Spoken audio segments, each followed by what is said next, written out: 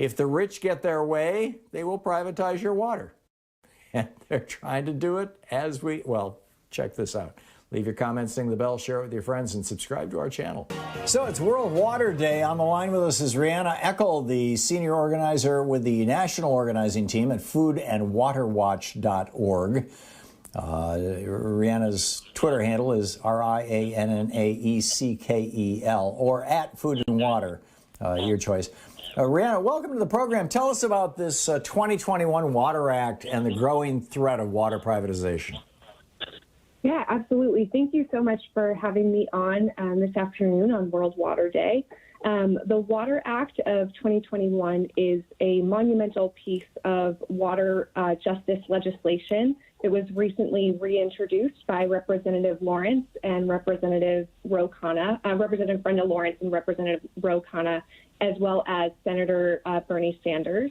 And this bill is really important because it will fully fund our water infrastructure system.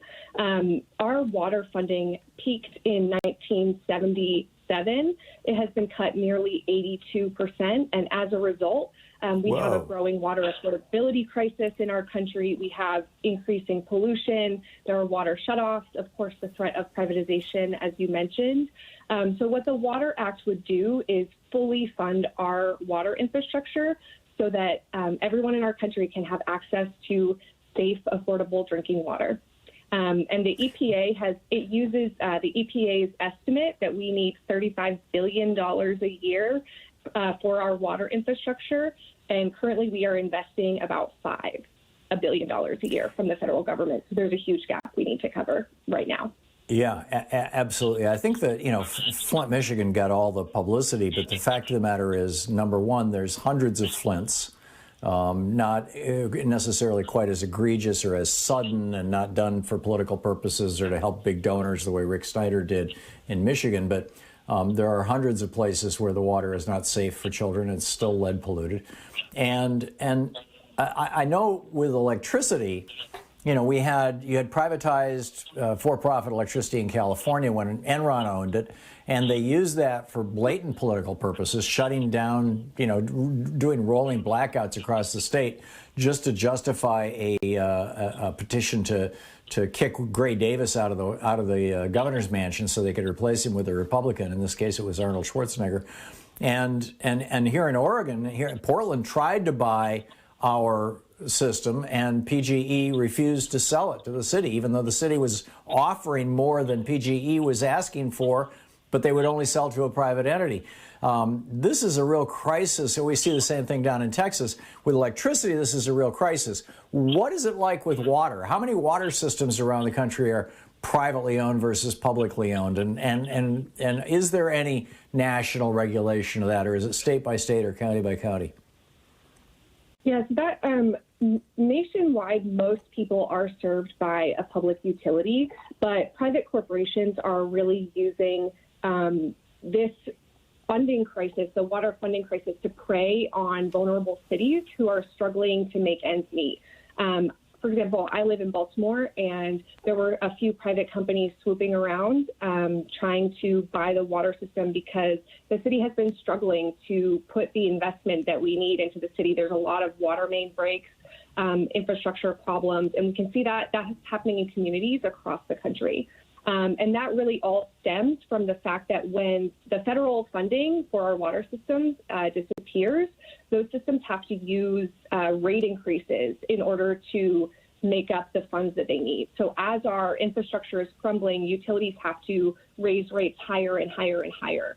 And so now, especially, there's concerns that after this coronavirus pandemic, so many municipal governments are struggling to make ends meet, and private companies, offer what seems like incentive or good deals for municipalities, offering a lot of upfront cash to buy their water systems. But of course, we know that, private companies are beholden to their shareholders. They're working to make their profits, and they charge on average 59% more than municipal water services.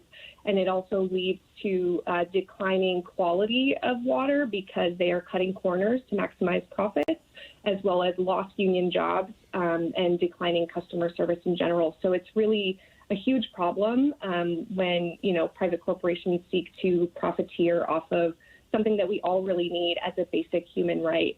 And a lot of the regulation is done state by state level. And there are even some pushes in states that the private water industry is pushing state legislation to make it so that if they purchase a system, they can then use the cost that they spent buying that system to justify later rate increases. So they can make up all of that money directly from ratepayers. So it's a huge scam, and it's just a profiteering motive for them, and it's customers. Yeah, electric utilities run that same scam too. We're talking with Rianna Eckel, the senior organizer with the national organizing team at foodandwaterwatch.org. Foodandwaterwatch.org. Rianna, I don't recall if it was when I was living in New Hampshire or when I was living in Vermont, but one of those two states 20 years ago or thereabouts, one of these companies, and I think it was Nestle's, came into town and bought, a couple hundred acres and said, okay, we own this land, so we're going to set a drill up here and we're going to drill down into the water table and pump out like 1 million gallons of water a day to send off to our bottling plant. And the people in the state freaked out and got it stopped, as I recall. But there's a huge kerfuffle around this. But this has happened in other states where they say, well, we own the land, therefore we can take all the water we want out from underneath it, even if it runs people's wells dry and things. Is that a piece of this, or is that a whole separate issue? Yeah, that is a whole separate issue.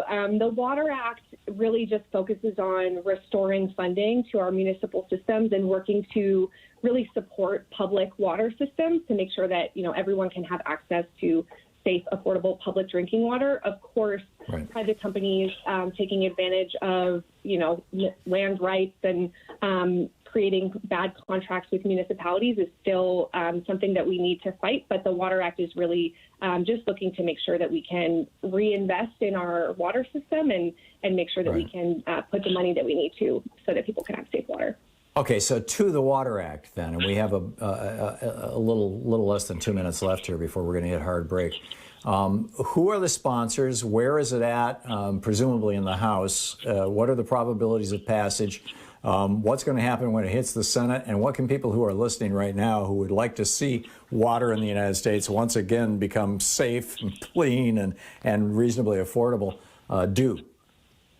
Yes, those are great questions.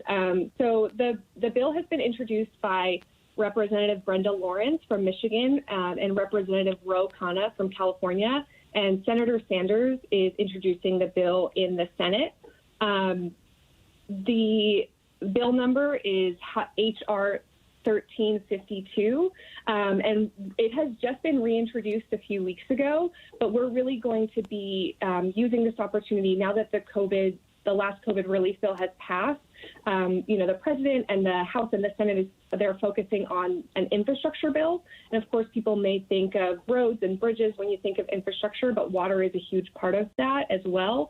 So we are going to be pushing for tenets of the Water Act to be included in that infrastructure package because, investing in our water system, there's studies that show the Water Act could create up to 1 million jobs across the country. So it's a solution that we need now for safe water and, to help the economy recover after the global pandemic has subsided. And so if people want to make sure that everyone has access to safe, affordable public drinking water, the best thing to do is to reach out to your representatives and to your senators and urge them to co-sponsor the support bill. And the phone number for Congress is 202-225 or 224. Either one will get you there. 3121. 202-224-3121.